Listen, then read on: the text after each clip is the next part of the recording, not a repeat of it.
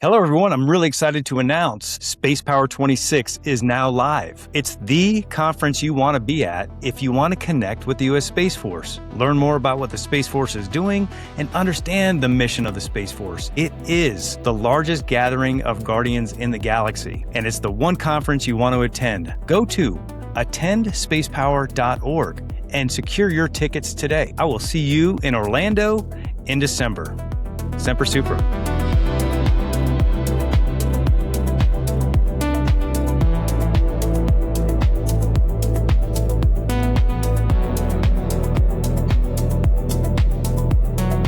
Mayor Lori Blong from Midland, Texas, and Mayor Douglas Nicholls from Yuma, Arizona. Thank you so much for joining us on the Spacepower Podcast. Well, thank you for having us. Thanks for having us on. You know, a lot of people are asking about how cities get involved in helping to create a strong space economy. So here we have two mayors, two states, one conviction that serves as one model for how to get those cities involved. This isn't a story about Midland, Texas, or Yuma, Arizona. The real question, now that space is an economy and a battle space, who decides where it lives? Increasingly, that's going to be cities. Space used to be coastal. It used to be on the West Coast and the East Coast. And right now, what we're seeing is there's a lot of companies that are getting frustrated with the pace at which they can get their capabilities into space. It's not just about commercial sector. And it's not just about the civil sector represented by NASA. It's also about the national security sector. And so the map is moving inland, and the local leaders hold the pen. You both decided it could happen in your respective cities. What made you believe it was real? Mayor Blong, we'll start with you. Well, I really have to give a lot of credit to a previous mayor and city council and actually multiple different people who worked for a long time to be able to allow Midland to have the seat at the table. Midland, as many people may know, is the home to more than, or really about 50% of the oil and gas production for North America from the 48 states comes from the Permian Basin right around Midland. And so our industry is largely driven, our economy is largely driven by oil and gas development. So there was a vision years ago to be able to develop other industries in our community, and space development was one that was identified as a high priority. And that's because we need the energy that is available here. We have a lot of the available airspace that makes Midland attractive to a lot of this. And we began to hear from people, as you said, along the coast, that there is so much congestion in the airspace, congestion in the available launch capacity, and the existing locations. And so Midland had some things that checked boxes that needed to be checked. And so I can't take credit for the work that they did to be able to get that designation here for Midland, but it's something that I'm very thankful they had the vision and foresight to do. And during my time as mayor for the last 3+ years, we've worked diligently to be good stewards of that air and spaceport designation. We're the only one in North America that is co-located with a commercial airport. And so our air and space port designation with a commercial airport is unique in that way. But it also gives us a lot of opportunity to develop not just space technology, but also national defense technology. And so we're pursuing both of those as we go forward. Thank you, Mayor Blong. Mayor Nicholls, over to you. So for Yuma, this started probably about a dozen years ago, kind of about the same time I entered office. We had a lot of attention from around the state. You know, you'd get some rocket companies out of Tucson, like, boy, it'd be really nice not to have to go all the way to California, all the way to Florida to launch. And then we had some military personnel, like, you know, we've got great airspace here. We really can launch out of here. And so those conversations led to a kind of meeting the need that I heard coming into office. We don't have oil, we have lettuce. We grow 95% of the leafy greens that the country and Canada eat during the winter. That's a critical element for people are going to eat, right? And national security, you need to grow it domestically. So it's a very important thing, but it is a very specific part of our economy. And so how do we grow our economy? Well, that's going to grow just incrementally. But how do we make a big change? And so we were looking for another industry that we could plug in that would be compatible, because we don't want to create acres and acres of solar field, taking out lettuce to put in solar panels. None of that makes sense. But what could we do? And so those discussions kind of collided all at the same time, where I had residents coming to me and saying, I want my kids want to stay here, but they want more opportunity than what we currently have. And so our Regional Economic Development Corporation, GYDC, they did a quick study and they reached out to rocket companies, about 2 dozen of them, and said, hey, if we had this capability in Yuma, is this something you would look to engage with? And it was an overwhelming yes. We were definitely interested. And that kind of kicked us down the road of saying, okay, how does that work? Well, the military already controls our airspace because we've got a huge bombing range and a huge test range, and we're up against the international border. Within seconds, we can launch on a southern polarly orbit to low Earth orbit and end up over the Gulf of California. So there's really a unique opportunity in the way our airspace is used in our international relationship to create a sweet spot, to be able to have it technically an inland launch, but not have the impacts that a lot of inland opportunities could have. And so that's kind of where it started. And we've slowly built, kind of getting through the process, talking to our elected officials. Arizona happens to have an astronaut sitting in the Senate. So I'm not going to say that that's the only way this gets done, but it's not a bad thing to have. We've worked really, really close with our Mexican partners because we'll probably be in international airspace as we hit the border. We still want good relationships with them, and our economies are tied together. So it was kind of all these things coming together. A lot of people, to the mayor's point, it's never just one person. There's just so many people working on this, and now we're in the application process and then working through that. Thank you both for that. Now what I'd like to do is I'd like to spend just a few minutes talking about the relationship between the city, county, and the state leadership. So both Texas and Arizona both have a space commission. And so how important is that to get leadership buy-in from the state level to support at the local level? Mayor Blong? So, and I think that's a really important way for us to focus our conversation here. There is so much that is a combination effort between the county and the city, also the state and the federal government. We've had a lot of advocacy since day one of folks that have wanted to see this advance together. We have a local board that exists to be able to work to advance some of these, and our Midland County and our city of Midland both have delegates to that board. And then we're working with our Texas Space Commission to be able to make sure that we're falling in line with some of the vision for how these projects will advance throughout the state. Some of this has become somewhat competitive in the state of Texas. The business environment, the taxation environment in Texas is very friendly to developing new and expanding business enterprises. And so because a lot of folks would like to come to Texas to take advantage of some of those tax advantages, they also are interested in having those relationships at the city and at the state level. And so we've tried really diligently to build those relationships out to make sure that we are answering questions. But in some cases, the city of Midland has been willing to make some investments into this. Ultimately, space development is not a municipal lift, right? These are very costly projects that are more than a local city government can afford. But we also recognize that these are incentive packages sometimes that can bring massive investment for the future development of the space industry. And so the city of Midland and the Midland Development Corporation have made some strategic investments in real estate, where we've been able to provide lease abatements and other things to allow these expanding businesses to locate and stay here in our community. We've had some other projects where we've had some test sites that different, in particular for some national security firms to be able to test some of their technologies.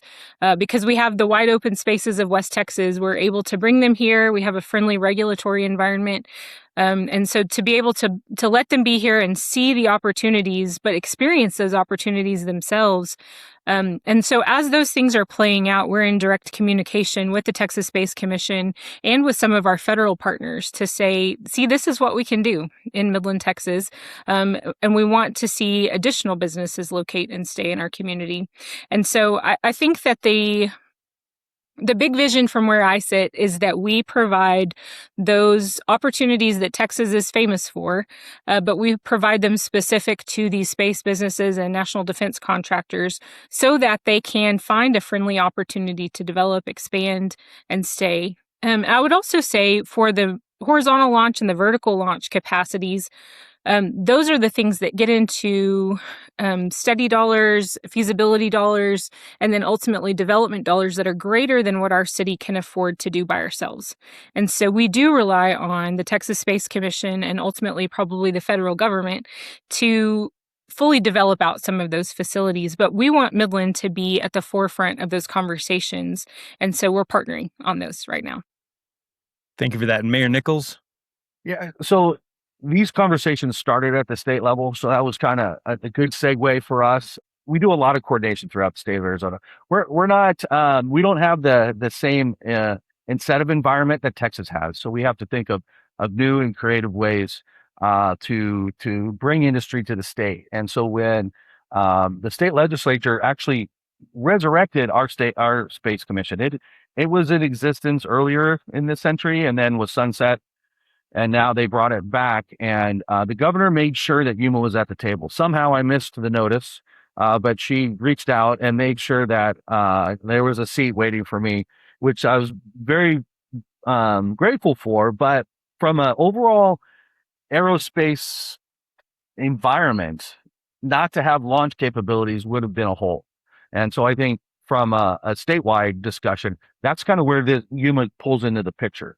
The city of Yuma, though, we are spearheading the permitting process. We're working with the private industries to find the gap on the actual, once we get the permit, what's the ability to construct and operate, maintain, those kind of things. I don't envision a city of Yuma spaceport or a space commission in the city of Yuma. It's more of a ability to help incentivize that industry to get started here. But the state's been pretty instrumental because one of the FAA requirements for us is that we need to have great connections with Mexico. Well, the Arizona Mexico Commission, which is a governor appointed agency, has a sister agency in Mexico, essentially the Sonoran U.S. Commission. And they made it one of their priority projects for economic development. So we got that international connection where just this month, beginning of this month, we signed an agreement with the state of Sonora. The city of Yuma signed an agreement with the state of Sonora, with the state of Arizona on as a witness, that we're going to work together to build the aerospace industry throughout this region. So it now through state engagement, has now become a binational effort that will be attracting both sides of the border, but definitely focusing upon this capability of launching, and that the industries, and Mexico's got their own program. They want to launch their last satellite for their first constellation out of Yuma, if we can get our timing right. So those kind of relationships, they build upon each other. Federal agencies are also in the middle of all that discussion. But really talking about it as a statewide asset is more important than talking about it as a city of Yuma asset, because of that reach and the ability to, yes, funding is important. And at some point that'll be in the commission's request, is to help fund the Yuma development. But, without the state together, the feds are not going to care. And we need to have them on board too. Yeah, thank you for that. Now let's talk about what's actually happening today. It's not just a future vision, but the steps have already been taken. So, Mayor Blong, what has already been done in the city of Midland in terms of the spaceport development, the relationships with commercial sector, and again, you've already talked about the relationship with the government and how important that is. So talk a little bit about what's going on in Midland. Well, I mentioned previously that we have some real estate that the Midland Development Corporation and the city have worked together to get those things so that we can have lease abatements and opportunities. One of those facilities now houses AST Space Mobile, and that has been a very successful partnership for the city of Midland. Several hundred employees, jobs that have been created, and the growth and expansion that a lot of people in the space industry are watching closely. And so there's that existing relationship and a lot of opportunity for additional expansion just with them specifically. We also have various different national defense contractors like Firehawk and Castellian, who have some testing facilities here in our area. These are groups that we really do see the long-term benefit, not just here for us locally, but truly on a national and global scale. They are providing services and products that the world needs. And so we're thankful to get to be a part of some of the work that we're doing. We're also working with TxDOT, the Texas Department of Transportation, on additional infrastructure that's needed to grow industry in Midland. Some of the areas that are being developed are currently underdeveloped. And so we need to make sure that we have road infrastructure, all of the amenities that are necessary for these facilities to be built out. Midland has a strength in getting permitting and processes handled quickly, but sometimes our infrastructure is not quite there yet. And so we're working at the state level to make sure that those things are available when we need them. And I would also say the licensing for the Spaceport Business Park. So we're building this out as its own little enclave around our airport, Spaceport, so that there are dedicated properties where there can be additional expansion and growth of the industry. We believe that there's a lot of, a rising tide lifts all boats sort of scenario in the space industry. And so as we're building out some of these successful companies and relationships, we're trying to think ahead. How can we see future expansion with the properties that are available, so that we don't put something in there that's going to be landlocked in just a few years? And so making sure that we're staying ahead of some of that growth and development is a priority for us. We are also very interested in expanding into vertical launch capacity. That is not something that's available to us right now at our existing facilities because we are in a more populated area where those are taking place. But we have some areas around West Texas that are proximate to our Spaceport Business Park, where it makes sense to have those vertical launch facilities out away from any potential population centers, but close enough in where this development can take place here in Midland and then have a launch facility, proximate to it. So I hit you with a lot right there, but those are some of the things that we're doing today, and the way that we're trying to position ourselves for the future growth.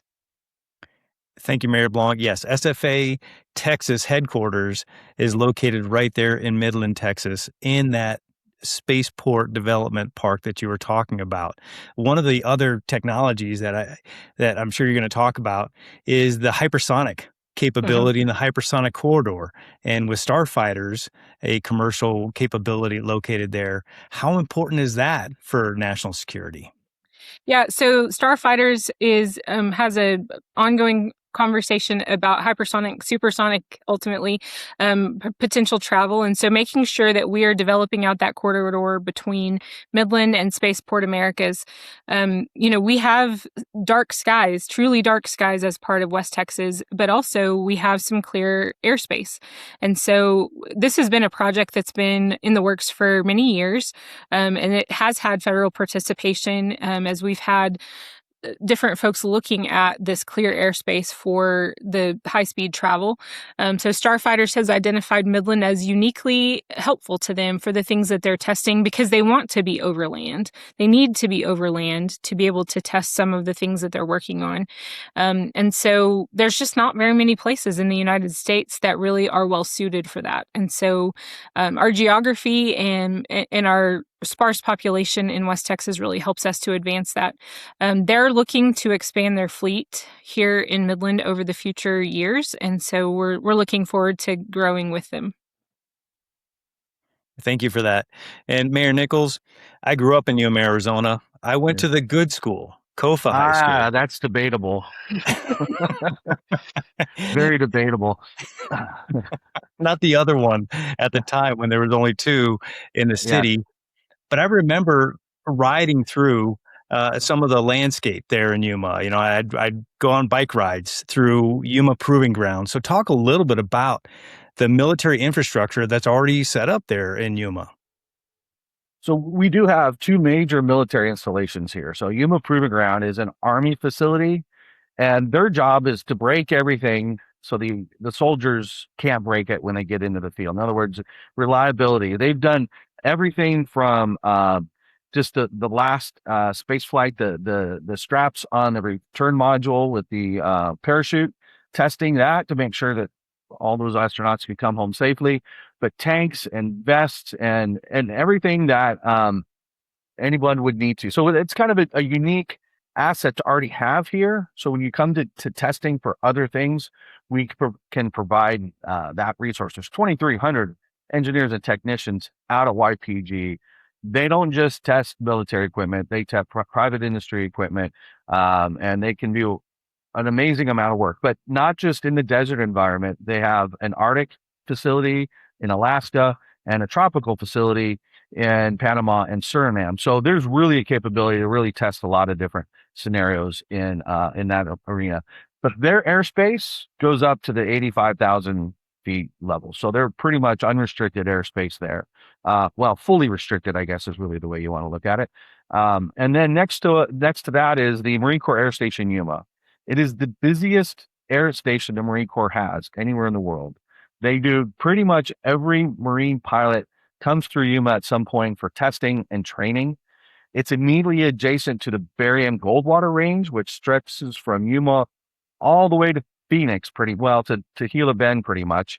It's the second largest test training space in the continent. So we get 5,000 different pilots come through here every year, training in that airspace, and the new generation fighters, they're using every inch of that airspace. They get it, and so they've got great control over that. And so those two elements really provide an interesting opportunity here because they're both very high secure, high technology, and doing things that most of the military doesn't do. And so working with those we're exploring right now with U of A, University of Arizona, and Space Force, and are there opportunities here really to help with the immediate response should something happen and new satellites need to get into space quickly? We've already kind of got the military assets, and the ability to launch right away would be a definite add to that environment. So those are the things that make Yuma unique, as well as the 6-mile distance to the Gulf of California, and the pretty much undeveloped path between here and there. So immediately south of the site in the trajectory is already federal land that's protected. It's immediately adjacent to the Barium Goldwater Range, which again has a lot of flight restrictions, so there's not going to be errant vehicles coming through. It's a unique opportunity that doesn't really exist anywhere else, but for different reasons than Mayor Blong expressed for West Texas. Thank you for that. Plenty of cities have land and they have an airport. Few have a government that knows how to move. That's the argument. What leadership actually does, the parts that's not in the press release. Clear regulatory runway, absorb early risk, stay committed through the quiet years. So, and by the way, there's plenty of skeptics out there. They don't quite understand what this is. And so for the audience, could you just describe what this looks like when it's successful, Mayor Blong, and to those people who say, hey, is this just a passing phase, or, what's the impact or what's the potential impact for the city? Yeah, I think you raised several really important things. And I think first we have to give kudos to President Trump for lifting the ban on supersonic flight over domestic airspace. That really did open up opportunity for Yuma and for Midland and various other places. But we need that sort of opportunity for testing. That we are in a geopolitical environment where other nations are testing these technologies. And there is massive application for these things, not just in our national defense, but also in just our technological advancement as a country.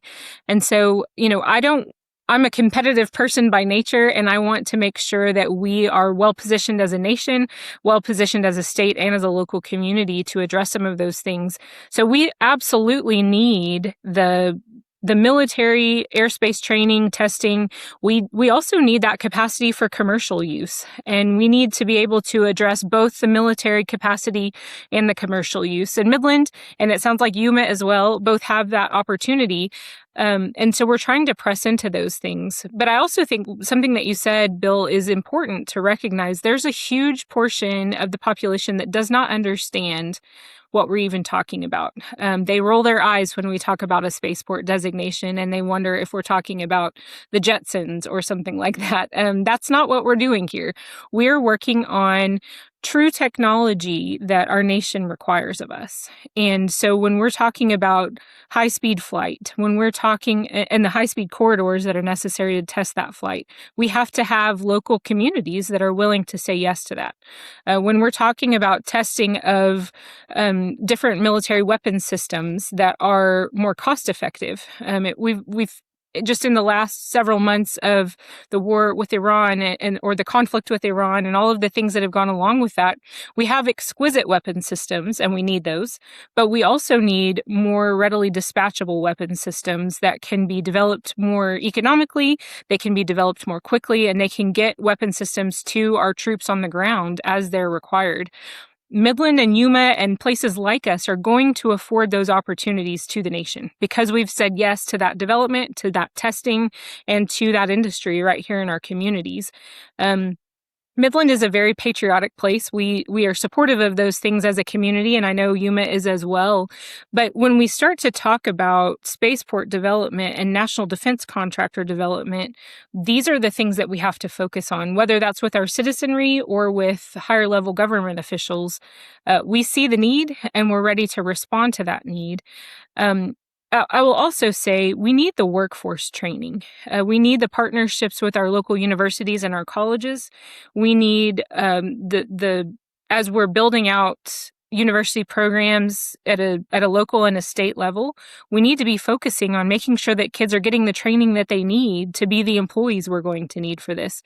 I'm so impressed with some of the young people that we already are working with through Castellian, Firehawk, AST, Starfighter. All of these organizations are bringing really brilliant young people into our community, into our workforce, and they're building those things out.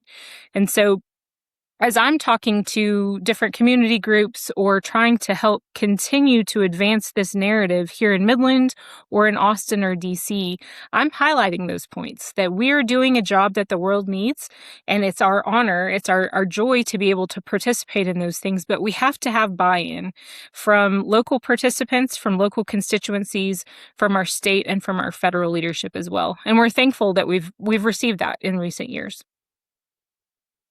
Yeah, you hit on that workforce piece that we've been talking about as a nation now for years.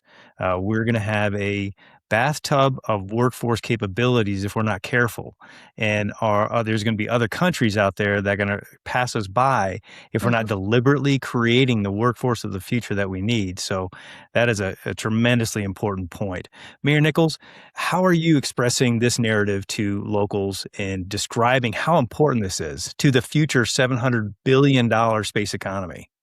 Well, it is a difficult thing because a lot of us day-to-day life, although it is touched by space technology, we don't know it. And so it seems like this very much pie in the sky, Jetsons kind of discussion. I get it once in a while when we first started talking about it. It's like, are you serious? I think, yeah, no, this isn't just a crazy engineer because I'm an engineer by trade. I'm just not a crazy engineer trying to launch rockets into space. It's really legitimately one of the fastest growing economies in the world. Why would we not want to try to be part of that? And so, for instance, when I was in Hermosillo for this Arizona Mexico Commission trip, we deliberately went to a Ford plant, not because there's anything to do with space, but what I wanted to see was, okay, here's something that transformed the community of Hermosillo 40 years ago. 40 years ago, they had the vision. Let's bring in some automotive manufacturing. They didn't have any specialty into it at all. Well, now, 40 years later, there's 5,000 employees on site. There's 5,000 employees outside. It's totally transformed the community. They've built parks. They've built schools. They've really changed the educational system there.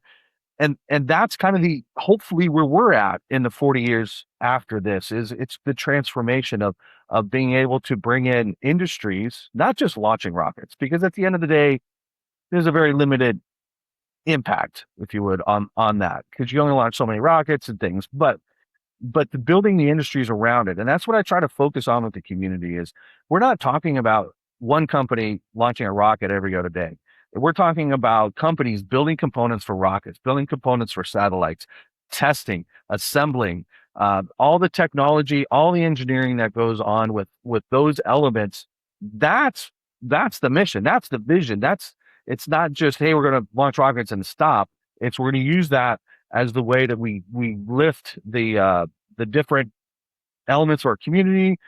We do have a need for not just workforce development, but training of degrees. Really, is what it is. We don't have a local full university. We have the state universities are participating. We have an amazing community college, Arizona Western College. But all those programs need to come to bear here. Arizona's got a great history in our academia of space involvement from the very beginning all the way through. And they're all involved in the Space Commission, and that has helped bring some of those elements to Yuma in support of this effort. So when you're talking to the people, it's a big picture. And when I first got in office a long time ago, I was so surprised how hard it is to get a message out. People want to know more, right? And that's kind of the big push right now. You're not telling us everything. Well, I'm trying to tell you everything, and it's not being absorbed. And I get it. Everyone's working day to day. They're trying to feed their family, take care of life as it rolls on for them. What happens 10, 15 years in the future, maybe not their immediate need, but now it is 10 to 15 years in the future. And it takes a while. And that's the other narrative that is hard, is people want things right away. And just getting a license isn't one of those things that happens right away, but there's so many of those other components that take time. And what you see when a rocket's launched sounds like it just happened yesterday, but it happened 20 years ago. And that's really where you get today. And so getting the public and other elected leaders to understand this is a marathon. It's not a sprint. We're going to take our time. We're going to do it right, but it's going to take some time that we're going to need to be patient and committed to making this happen. And so, if I was to express, like if this was a therapy session, I was expressing my frustration. That's where I spend all my time I understand, but just let's work together. Let's commit to this vision. And so we can get there. We can be Hermosillo 40 years later after Ford opened its plant and is producing Broncos now. Let's be that place 40 years from now, or probably not nearly that long, because the industry is going to move very fast, but it's not tomorrow. It's going to be 10, 20 years. And so I guess that's my therapy session. Thank you very much. Send me a bill. You bet, Mayor Nicholls. We're here for you. And if you ever need to talk, sir, we'll be an ear.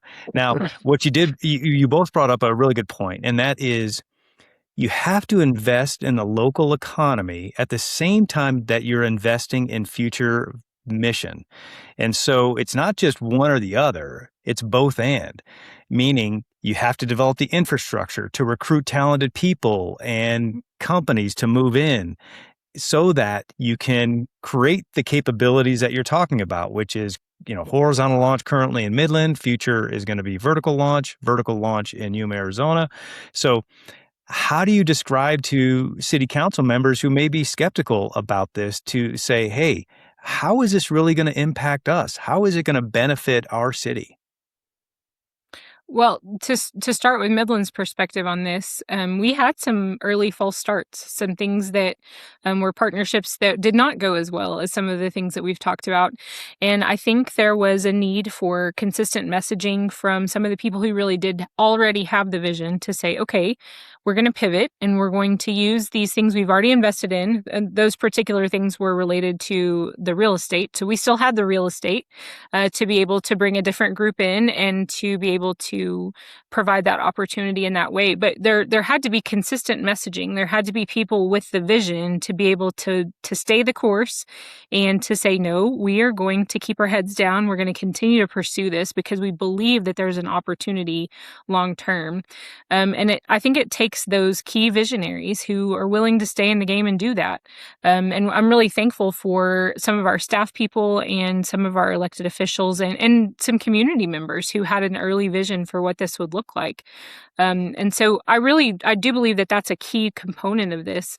The other thing is, I think we've now come, and I would not have said this when I was first elected in 2020, but today I can sit here before you and say, we're in a place where it is going to happen. It's just, where is it going to happen? I don't think in 2020 we could say this is for sure going to advance. I think it still felt speculative to a lot of people, but today we can say that high-speed corridors are going to be developed over land. We can say that a lot of these weapon system designs and just testing facilities, those are going to go somewhere. Where will they go? We can say that vertical and horizontal launch is necessary. These satellites are coming online and they're going to launch somewhere. And so this is not a prospective thing or a hypothetical thing. This is now a certain thing, and it's, will we be in a seat at the table? And the answer for Midland is yes, we want to have a seat at the table. We want to pursue these things. We want to identify the competitive market and continue to stay competitive. And so for me, that's really the advantage that we've had, is that continuity and that pressure forward. There's just not a lot that is worth doing that's very easy. And that certainly applies to this industry as well. But I do think it's necessary. And for those of us who have a vision and an understanding for what national defense really looks like, we will pursue this with everything we've got as a nation, or we will get left behind. And that is not me being a doomsday prepper type. That's the reality of the world that we live in. There are other nations that want to harm us, and they are working with everything they have to advance their technologies. We should be doing the same thing. And I believe that with everything that's in me. And Mayor Blong, what I appreciate in Midland is the infrastructure that's going in. The new housing that's going in, the affordable housing that's going in.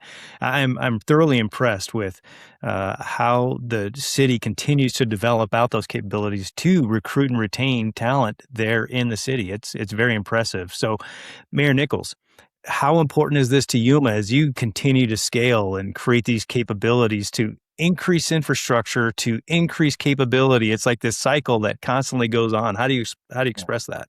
It is difficult. I've been very blessed after my little therapy session to recognize I've got a great city council, and I've had a great city council for quite a while that have seen the vision and have the patience to get down the road. We're still kind of, as we mentioned at the beginning, we're a little bit earlier in the process than Midland. So we haven't done the hard investments yet as far as infrastructure. We're still on that pre-planning phase. We're working on the licensing. The land is with the state of Arizona State Land Department, so we're getting that acquired. So all that's still coming together, and it's really, I guess, the best thing to do is to keep focusing on the bigger mission. And I love the narrative that Mayor Blong has put together. It makes a lot of sense, and it is truly the mission for our country beyond just Yuma. And so I appreciate, so probably the best thing to do is get on a really good podcast and let them help them educate you on everything. So, but it's one of those things that to help educate, it's got to come from more than just me.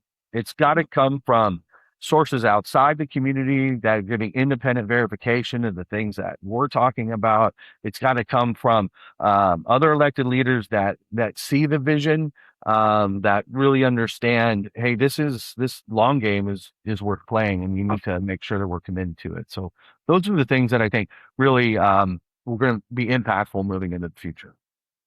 Thanks, Mayor Nicholls. And kind of staying on that topic of national security and workforce, Space Force actually stood up a command in Arizona this year, recently.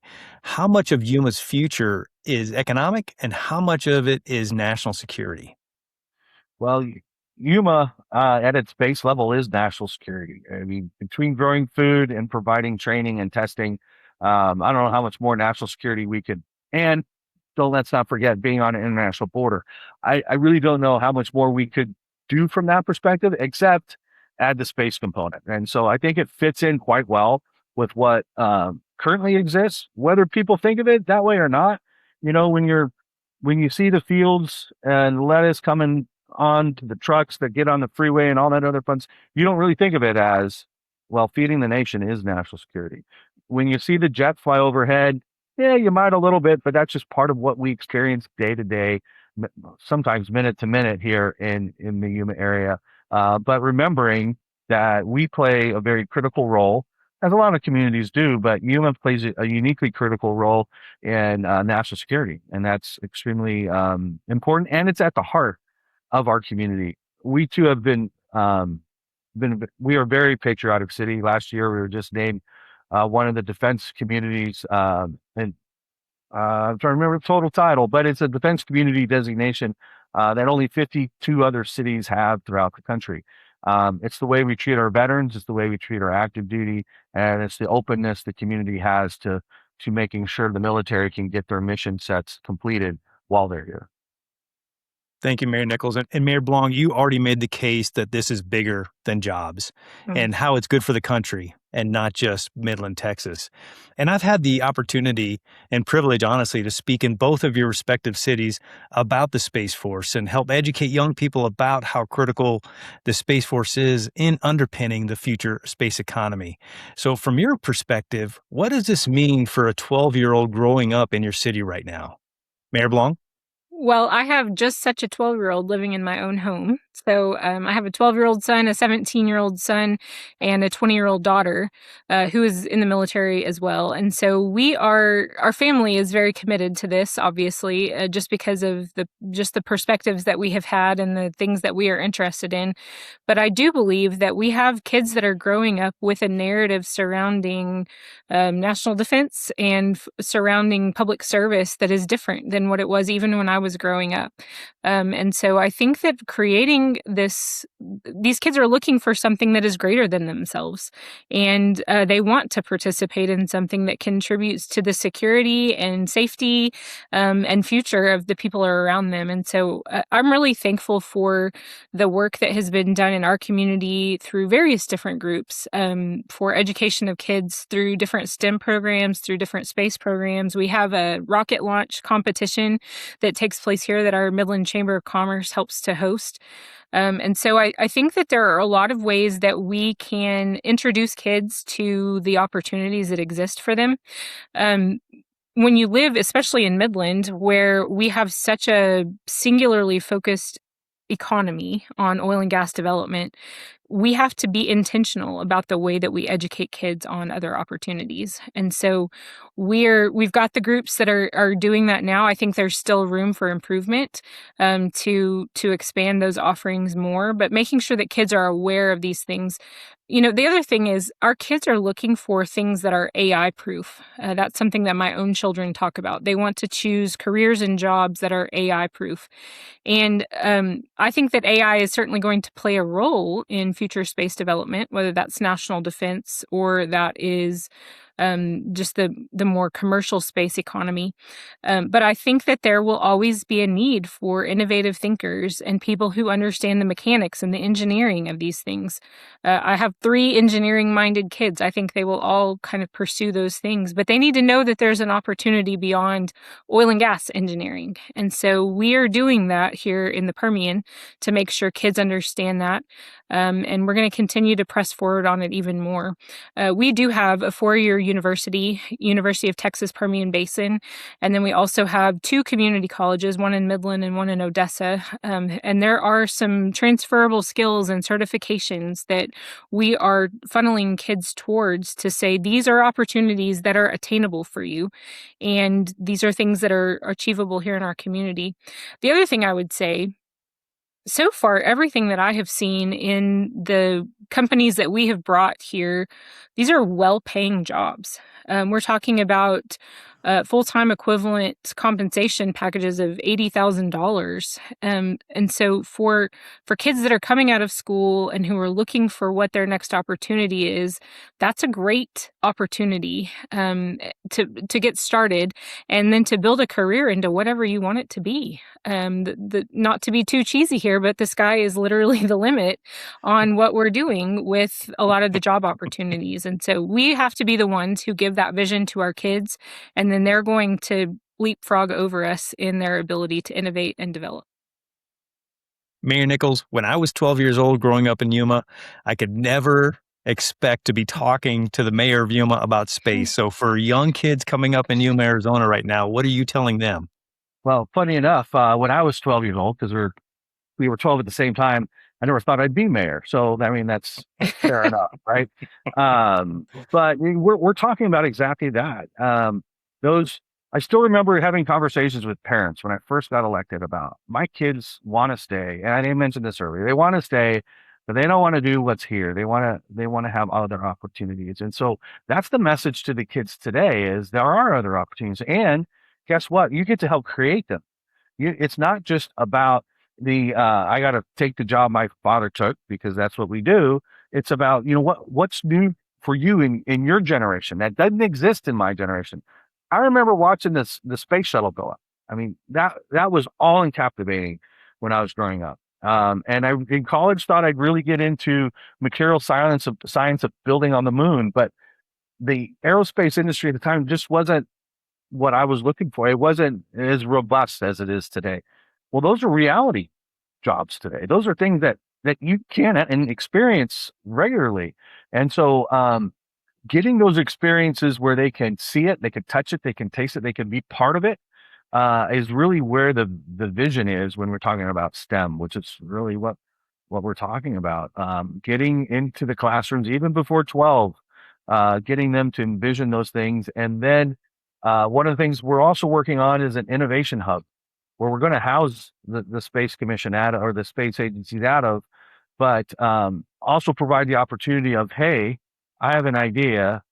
Where can I go with this? How can I develop this? And engaging with the people that can help with that. All of those things, when you support our youth growing up, as they grow up into very, very productive adults.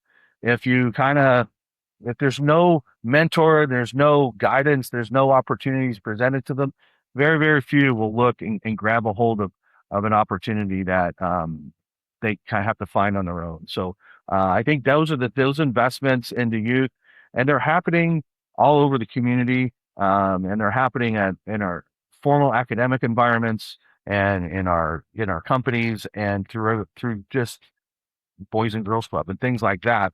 Those are the things that we'll have the future generation where I can then retire and I'm not have to worry about AI taking over the mayor position. So, Mayors, I tell you what, the concept that we have glommed onto and talking with folks in various states is factories on the moon and cities on Mars. And all young people that I talk to today, it's funny. I always get the same answer. I say, if you had the opportunity to go to space today, would you? They always say yes. The kids are excited about this domain, and all our job is, I think, collectively, is to create an opportunity for them to get involved. So you both are doing that at your respective locations. What SFA has been working on is we partner with the Space Force Cadet Corps. This is K through 12 folks who are interested in learning more about space, so the Space Force Cadet Corps provides that. At the university level, we've created the Space Professional Society in partnership with the I-5 program out of the Air Force Academy. And so this is students who are at the universities who want to learn how to start their space careers and kickstart their space careers, which that's kind of what we're talking about here today is both of your respective cities are working on creating a pathway for folks to start their careers. And the companies that you host there in the cities allow that transformation to take place. So a really tremendous job that you both are doing, two independent cities with a very specific vision for how you're going to lead in the future space economy. Mayor Blong, any final thoughts? Well, I just want to thank you for giving us the opportunity to be with you and to talk through some of these things.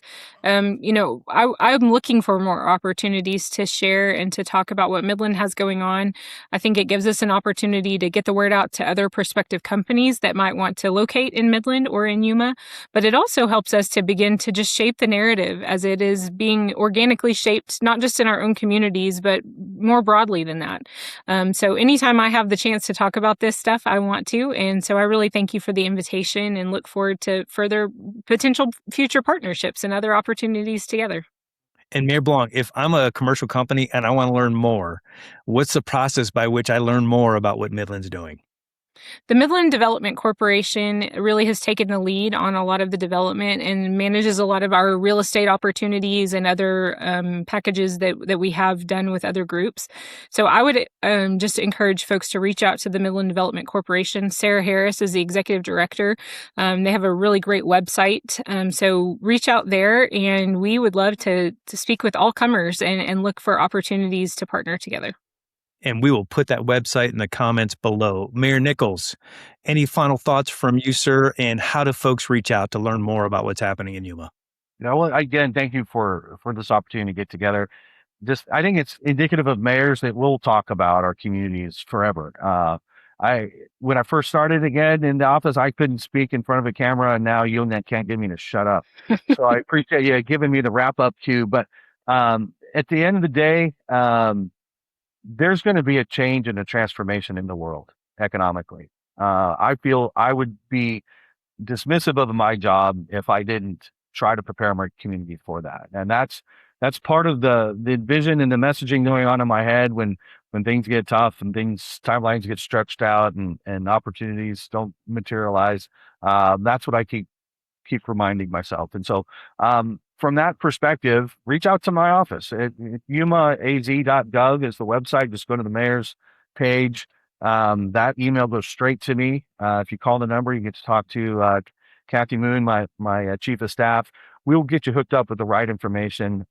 We want to show what we've got coming down the pike. We need great partners. We've got some great partners already, but there's always a lot of work to get done. And so we're already talking to some companies, but there's time and really an opportunity to really explore this and make it an asset for the country. So I appreciate your time, and we'll be coming back next month, right? This is a monthly thing right now. We're setting up a series. That's what I just heard. That's what I heard. Yes. And Bill, I know we have different alma maters, but you're a pretty good guy. So I'll take that stigma off of you. So I'm glad we got that on record. Thank you so much. Mayor Lori Blong, Midland, Texas, Mayor Douglas Nicholls out of Yuma, Arizona. Thank you for your leadership there at the local level and doing all the great work you're doing to advance the space economy. Until next time, have a great day. Thank you very much. Thank you so much. Attend spacepower.org, the website you want to go to learn more about the largest gathering of Guardians in the galaxy, the Spacepower Conference. Early bird pricing is now live. Go there, secure your ticket, secure your hotel room now before they disappear. I will see you in Orlando in December. Until then, Semper Supra.